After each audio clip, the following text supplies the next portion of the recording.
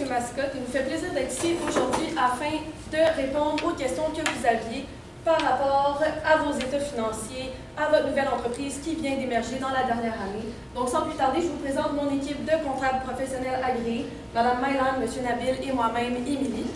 Donc, vous aviez des questions parce que dans les prochaines semaines, vous voulez faire vous-même vos états financiers et vous voulez savoir comment on comptabilise.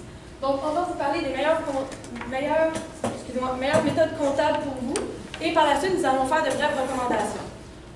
Commençons tout d'abord par une brève description de l'entreprise. Donc, vous connaissez votre entreprise, vous avez fait le pas l'année passée dans le marché, justement, beaucoup plus écologique par rapport au compost, donc ça devient de plus en plus populaire dans le marché. Donc, vous êtes en IFRS. Vous faites la conception, la construction et l'installation de bacs. Vous faites des ventes de verre, justement, en lien avec le compost. Et vous faites la location de bacs. Passons directement aux questions de comptabilité avec M. Nabil. Oui, donc première question au niveau de la comptabilité. En fait, relié au service de dépôt de compost, en fait, vous avez un service de dépôt sous forme d'abonnement.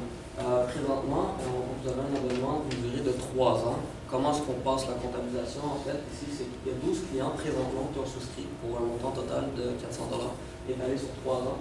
Aussi, également, tous ceux qui dépassent 250 kg se verront payer une taxe de 1 $ le kilogramme excédentaire. Donc, tout est payable en entier dès le début de l'abonnement. Ce que le principe comptable nous dit, en fait, c'est qu'on peut seulement comptabiliser un produit quand le service est rendu.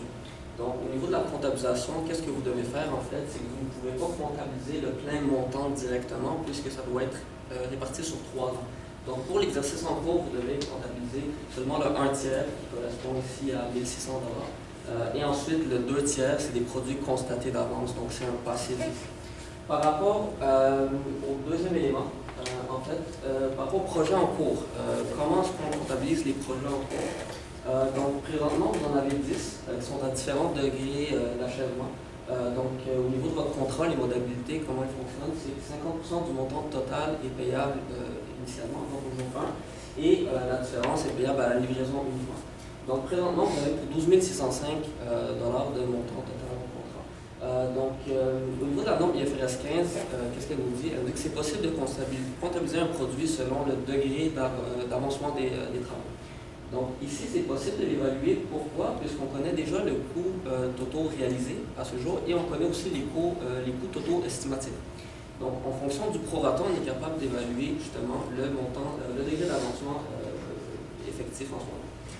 Également aussi, il y a plusieurs questions à se poser pour savoir ce qu'on peut vraiment comptabiliser le produit sous forme de produit en fonction du degré d'avancement des travaux ici. Donc, est-ce que l'obligation de prestation est-elle remplie progressivement? La réponse est oui. Également aussi, est-ce que le client consomme-t-il les avantages de la prestation au moment où elle a lieu? C'est non. Le degré d'avancement de la prestation est-il mesurable? Oui, puisqu'on connaît les coûts totaux estimatifs et on connaît aussi les coûts totaux à ce jour.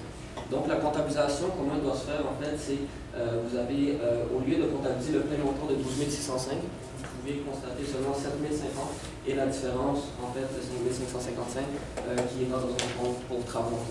Par rapport au projet réalisé maintenant, donc à ce moment, au jour d'aujourd'hui, vous avez 132 projets réalisés pour un total de 129 650 $ en vente. Et également aussi, vous avez réalisé 136 services d'entretien réalisés au coût de 7 $ par visite, qui correspond à un montant total de 952 $. Donc à ce niveau-là, il n'y a pas de problème, on respecte le principe comptable puisqu'on peut constater le produit lorsque le service est rendu. Le service a effectivement été rendu, le contrat a été réalisé, a été achevé. Donc au niveau de la comptabilisation maintenant, donc tout simplement, ça va être de comptabiliser les pleins montants directement en vente en produit. Ensuite, par rapport à la vente de verre à compost consignateur, je vais laisser ma parole à ma collègue Émilie. Oui, merci Nabil. Donc, ce qu'on voit en fait, c'est que vous avez fait affaire avec Pierre pour justement avoir ces marchandises en consignation et grâce à ça, vous aviez une remise de 10 %. Ce que la norme IFRS dit, c'est que vous ne pouvez pas, par exemple, prendre ces stocks et tout de suite comptabiliser un 10 % parce que vous n'êtes pas sûr si vous allez les vendre réellement. Donc, on appelle ça un accord en consignation. Il y a eu un montant de 1 460 $ en décembre et 1 280 $ en janvier. Donc, la comptabilisation, ce qui va devoir avoir lieu, c'est que vu qu'il y a eu le transfert de propriété pour ces banques-là, on va pouvoir comptabiliser le 10 % dans vos états financiers. Donc, Mylan, si tu veux, s'il te plaît, passer à la prochaine. Donc, ça va faire un montant de 274 $ pour l'accord en consignation. Passons maintenant au salaire. Donc, il y avait déjà 72 500 de salaire qui avaient été encourus. Et ce qu'on a vu, c'est qu'il y a un 3178 qui est encouru en janvier, mais qui va être payé en février. Donc, étant donné la séparation des périodes, vous ne pourriez pas comptabiliser les salaires que vous n'avez pas encore payés au mois de janvier dans l'exercice qui vient de se terminer. Donc, ça, c'est un principe comptable assez de base en comptabilité. Donc, les charges encourues doivent être passées l'année où elles ont été payées. Donc, on va comptabiliser en charge en salaire les deux montants. Et de l'autre côté, on va mettre un passif, donc un salaire à payer pour justement 3 178 $. Passons maintenant à l'assurance vie. Donc, il y a eu un montant de 2 400 $ payé le 1er juillet pour une assurance vie. Donc, cette assurance vie-là est bonne pour 1 an. En fait, il faut prendre le prorata, donc ça faisait quelques mois qu'on a pris, ce qui donnait un total de charges d'assurance qui est de 1 400 $, donc pour l'assurance qui a été passée. L'assurance qui reste à recouvrer au fil du temps va être de 1 000 $ et on ne peut pas la comptabiliser tout de suite comme étant acquise, là, si je peux me permettre. Dans le fond, c'est une assurance qui a été payée d'avance. En gros, ça va faire partie de vos actifs. Par la suite, passons maintenant au bâtiment et au terrain. Il y a plusieurs informations dans cette diapo, donc juste me suivre, ça va bien aller. Premièrement, il y a eu l'achat d'un bâtiment pour 250 000 $ et on voit que la juste valeur, c'est 200 000 $. Donc, ce qu'on constate avec la norme, c'est qu'il faut distinguer le montant du terrain et de l'immeuble, mais aussi, il faut prendre selon le prorata de la juste valeur. Donc, si je peux m'expliquer, acheter 250 000, on prend 150 000 sur le 200 000, donc ça équivalait justement à une comptabilisation qui était 187 500 pour le bâtiment et un montant justement d'environ 65 000 pour le terrain. Et ça va être important de prendre en considération. Donc, on divise les deux dans les états financiers pour que les utilisateurs voient bien la différence entre les deux. Par exemple, un bâtiment va être amorti alors qu'un terrain non, donc il est bien important de les distinguer. Par la suite, il y a eu 30 000 $, juste reculer s'il te plaît, il y a eu 30 000 $ de rénovation pour utiliser l'immeuble. Donc, ça, en fait, c'est des frais engagés pour rendre l'immeuble utilisable. Donc, c'est pour l'amener à l'endroit et dans l'état où il se trouve. Au fin de son utilisation, donc, on les capitalise sur le montant de l'immeuble. Par la suite, il y a eu une toiture, il y a eu des réparations au niveau de la toiture de 15 000 $. Étant donné que c'est le même bardeau et que ce n'était pas nécessaire tout de suite pour l'utilisation de l'immeuble, on le comptabilise en charge dans les états financiers. Ça n'améliore pas la capacité, ça ne respecte pas les critères de capitalisation, justement. Par la suite, pour les fenêtres, on avait un montant de 50 000 $ et étant donné qu'il procurait une meilleure isolation, on voit que ça a augmenté justement au long terme, ça va être très productif pour l'entreprise, si je peux me permettre. Donc, on va on va capitaliser ça à l'actif. Par la suite, on avait des portes de garage de 5 000 et de l'asphalte à 15 000. La porte de garage était bonne pour l'entreprise étant donné qu'elle permettait de livrer la marchandise plus rapidement, donc c'était bon pour elle. On va justement le comptabiliser à l'actif 5 000 $. Donc vous voyez ici les 4 critères justement pour capitaliser à l'actif. Donc en somme, le bâtiment est d'un montant de 272 500 et sur ce montant, on prend un amortissement selon la durée d'utilité de l'immeuble qui était de 15 ans. Ce qui nous amène à 13 625. Par la suite, je vous laisse avec ma collègue Mylan pour l'équipement, les outils et les matériaux. Oui, tout à fait. Donc, c'est un autre élément qu'il faudrait vraiment considérer, M. Arthur. Donc, sans plus tarder, parlons tout de suite des nombreuses dépenses que vous avez faites. Donc, tout d'abord, on a plusieurs éléments, dont notamment, vous avez en fait payé par DECI, donc d'un montant de 3 200 $. Donc, ce qui est important, c'est qu'il y a une durée d'utilité de 5 ans, comme vous l'avez mentionné. Donc, par la suite, vous avez également acheté, en fait, plusieurs matériaux d'un montant totalisant de 52 $, 350, ce qui reste, en fait, un montant de 8 000 $ de stock que vous avez dit qui n'était pas utilisé. Donc, je vais juste vous dire, en fait, au niveau du contexte pour qu'on se remet dans le bain. Par la suite, il y a également aussi des achats du bois. Donc, dans les documents que vous nous avez donnés, il y avait donc, vous avez commandé donc 3 commandes de 4 000 planches, donc de 5 $ le mètre. Par la suite, vous avez aussi également dit qu'il restait en fait 3 400 de planches qui restaient en ce moment dans l'entreprise. Donc, ce qu'il faut comprendre ici au niveau des calculs que nous avons faits, en fait, par rapport aux matériaux, ce qu'il faut comprendre, c'est que, étant donné qu'on a essayé de comprendre au niveau des coûts des marchandises vendues, il faut se mettre un peu en contexte, c'est qu'on a un calcul à faire dont les coûts de marchandises vendues est égal en fait au stock de début plus les achats, moins les stocks de finale. Donc, on a en fait deux mesures ici qu'on a. Donc, autrement dit, on a les 52 350 étant des achats. Par la suite, on a également le 8 000 de stock non utilisé, donc ce qui fait en fait une différence qui nous laisse comme des coûts de marchandises vendus de 44 350 $. Par la suite, on a fait également le même principe en fait au niveau de l'achat des pouvoirs. Vous avez également donné comme information supplémentaire que vous avez en fait fait des soumissions en fait à 5,75 $. Ce qu'il faut comprendre ici, c'est que faut peut-être baisser en fait les prix des matériaux, mais il faudrait juste faire attention au niveau des normes qu'il faudrait peut-être revoir dans notre prochaine rencontre. Donc ici, en fait, ce qui se passe, c'est que dans la procédure ici, ça nous a laissé un montant de 215 000 $ de coûts de marchandises vendues. Ce qui est en fait, par rapport aux normes IASS, ce qui se passe, c'est qu'il y a une immobilisation qui doit être seulement amortie seulement sur la durée d'utilité. Donc, comme correction, qu'est-ce qu'il faut faire comme comptabilisation que nous, on propose en fait? Il y a plusieurs écritures qu'il faudra en fait comptabiliser. Notamment la première, c'est au niveau des sites que vous avez achetés, autrement dit. C'est en fait, au début, vous allez mettre l'équipement de 3200, suivi de l'encaisse de 3200 par la suite. On a également un amortissement qu'il va falloir comptabiliser, donc sur plusieurs années, qui nous laisse un montant de 427 $. Excuse-moi. Revenir aussi pour les matériaux et les achats de bois, en fait, comme je vous l'ai dit au départ, il y a en fait un coût de marchandises vendues qu'il faut alors considérer. Donc sans plus tarder, passons maintenant à la prochaine diapositive au niveau de l'emprunt bancaire. Oui, si vous permettez, en gros, vous avez contracté un prêt de 350 000 $ en avril.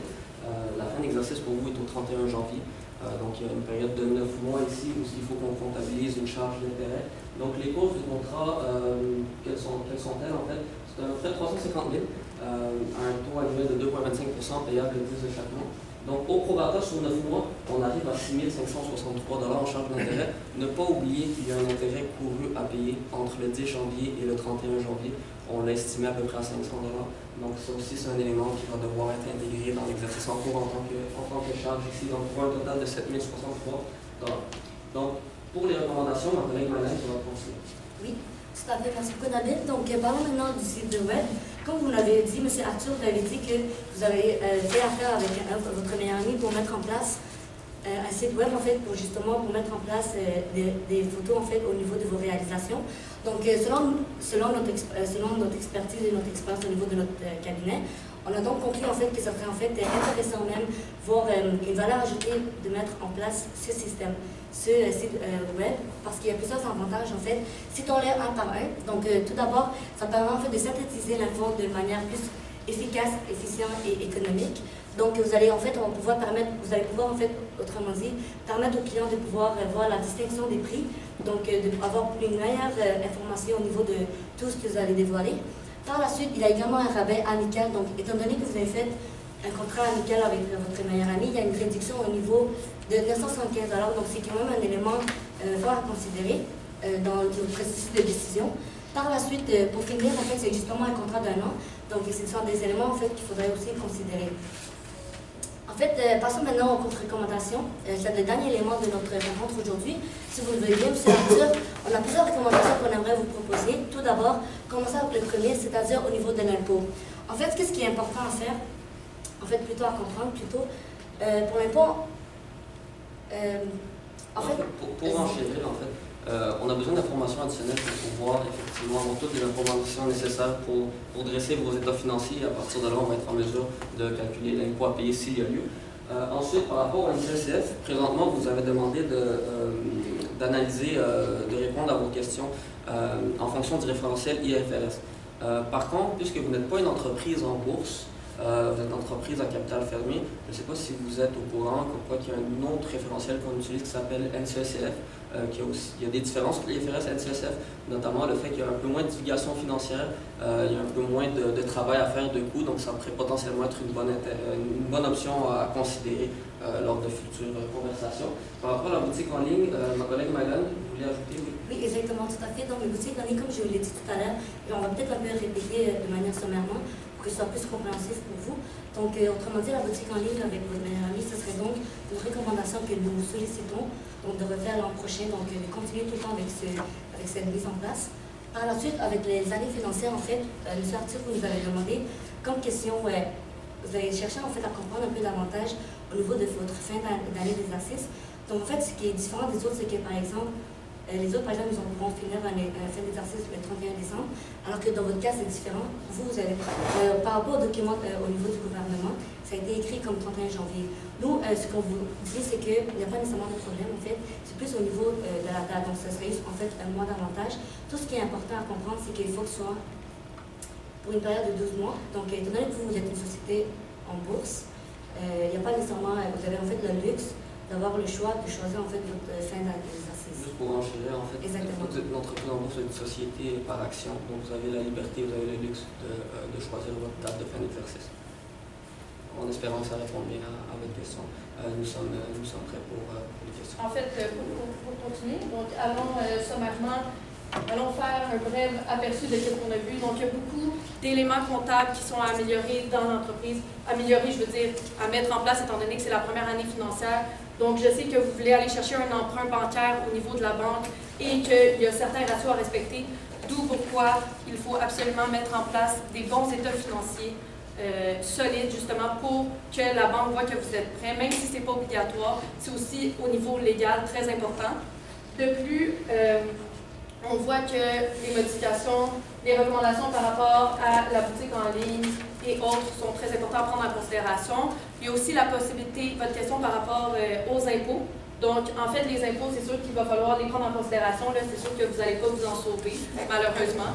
Donc, on a une équipe aussi de fiscalistes pour vous si vous voulez aller voir votre planification fiscale pour du long terme, étant donné que votre entreprise semble très bien prospérer, très bien commencer. Donc, nous sommes disponibles pour vos questions. Nous vous remercions pour votre confiance et nous sommes disponibles pour vous si vous voulez que nous fassions les états financiers dans notre prochain mandat. Merci. Merci. Oui. Vous parliez que, bon, si on pouvait poser la date de l'année financière, qu'est-ce que vous suggérez des dates qui est plus appréciable d'autres, qui serait idéal? En fait, tout va dépendre du secteur d'activité aussi, de voir les comparables, qu'est-ce qui est le mieux dans l'industrie. Donc, nous, on n'a pas l'information, mais c'est sûr que pour une rencontre ultérieure, ça sera plaisir de faire les comparaisons. Vous suggérez la meilleure recommandation. J'aimerais ça vous entendre. On a parlé un petit peu du site web. Donc, le site web, on s'est entendu avec le fournisseur du site web pour un échange de services. Je me demandais aussi comment traiter de ça dans le dressage de mes états financiers. En fait, c'est un échange d'actifs, histoire commerciale ici, deux natures différentes, deux flux différents. Sauf que nous, on a besoin d'un peu plus d'informations pour pouvoir vous donner une certitude de l'écriture, mais effectivement, il y a une comptabilisation qui va devoir être faite. Au niveau de la vente d'horaires en poste, vous êtes, parfois, pour les consignataires, qu'est-ce qui guide, mettons, qu'est-ce qui a fait en sorte que vous arrivez à cette conclusion? Étant donné que, si je peux me permettre, il prend, M. Arthur, vous prenez dans votre magasin des stocks, mais vous n'allez pas prendre avantage justement de la vente exactement. Vous n'allez pas les comptabiliser non plus dans vos stocks à vous, justement. Vous allez les prendre. Ils vont être là. Si jamais personne les achète, vous les retournez à votre ami Pierre, il les reprend et il n'y a simplement pas de profit pour vous. C'est comme si il décidait de venir vendre ses produits dans vos magasins, puis vous faites une commission sur le fait que vous êtes comme l'entreposage pour lui. Autrement dit, c'est des stocks qui nous appartiennent. Je veux savoir pour le.